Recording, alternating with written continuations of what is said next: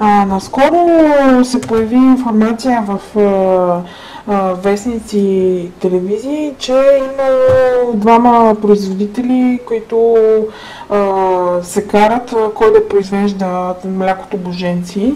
И така, аз, доколкото видях и после в магазините, че и двамата го произвеждат, обаче това е, че винаги когато се случват такива неща, най-накрая страда купувача.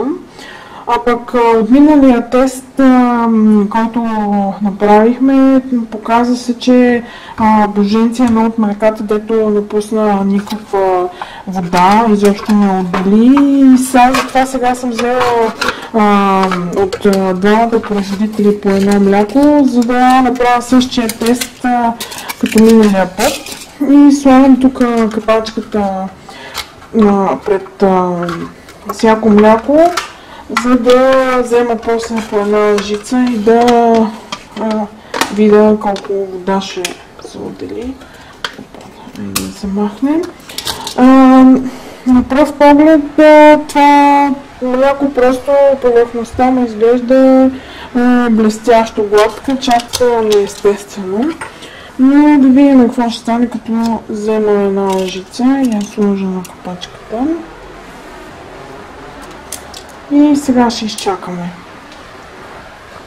Сега след 10 на минути, още взето може да видите и вие какво се получи. Първо върху капачката, значи няма никаква вода, както миналия тест.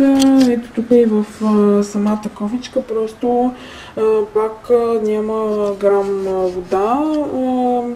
В другото мляко просто и там нещата не са много по-различни, нито в капачката, нито в самата кофичка, което просто ме навежда на мисълта, че каквато и да е съставката, която слагат, и двамата производители явно я ползват, за да не пуска никаква вода.